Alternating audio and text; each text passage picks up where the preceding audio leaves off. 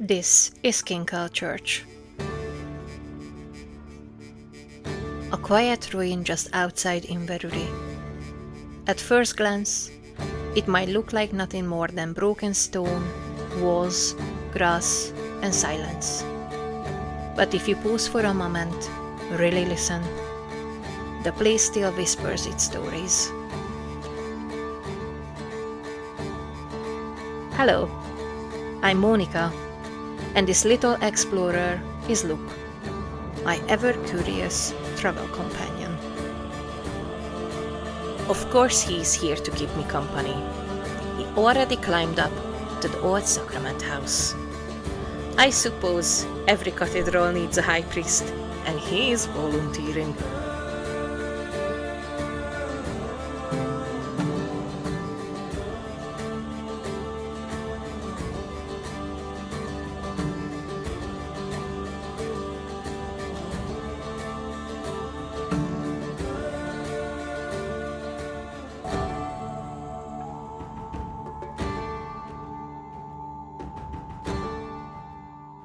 The name Kinkell comes from the Gaelic Céanna Killy, meaning head church, and it really was the head church for this area. Back in the 1200s, it was the mother church for several smaller parishes nearby. It wasn't just a country chapel. This was a hub, a place where communities gathered, prayers were whispered, and decisions that shaped people's lives were made. The most famous story tied to Kinkell takes us to 1411, to the bloody Battle of Harlaw. Donald of Islay, Lord of the Isles, brought his Highland army eastward, hoping to claim the Earldom of Ross. He met Alexander Stewart, the Earl of Mar, not far from here, leading lowland forces. Neither side could claim the true victory. But so many men fell that the battlefield earned the name Red Harlaw. Here at Kinkell, you can still see the grave slab Gilbert de Greenlaw, the Bishop of Aberdeen, who fought as a knight that day and was killed in the battle. His stone shows him in full armor, sword at his side. Even in death, he keeps watch. But Kinkell isn't about battles and blood. It's also a place of creativity, vision, and maybe a touch of mystery. In the early 1500s, Alexander Galloway was rector here, part priest, part engineer, part dreamer. He designed the famous Bridge of Dee in Aberdeen. And here at Kinkell, he left something rare, a beautifully carved sacrament house, where the holy bread of the Mass would have been kept.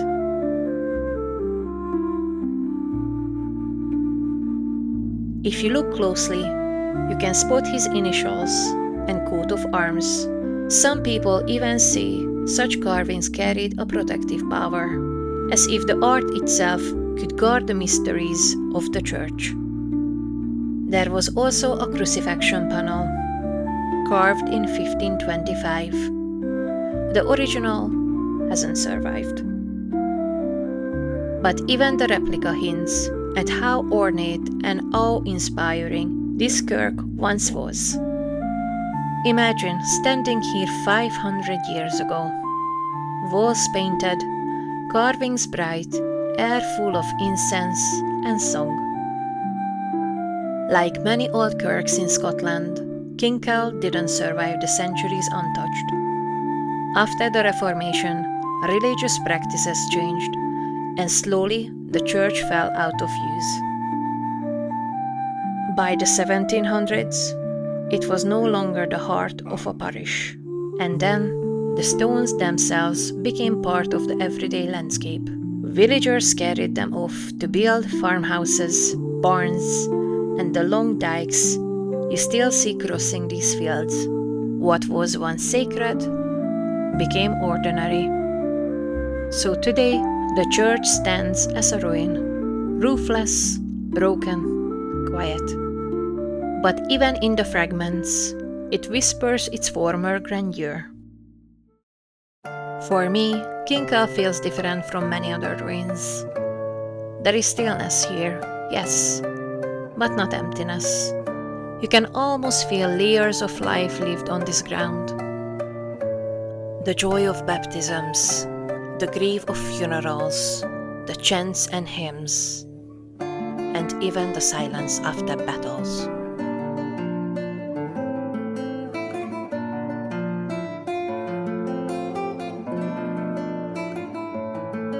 Standing here reminds me of how fragile life can be, and yet how enduring. Even when roofs collapse and walls crumble, something of the spirit always lingers.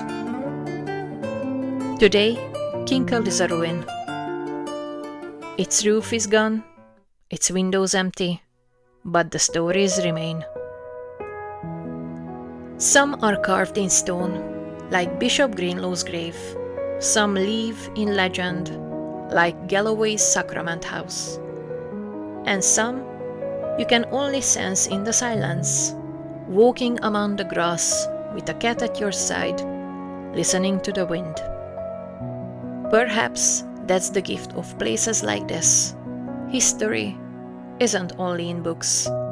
It's beneath our feet, in the air around us, and sometimes in the quiet company of those we love.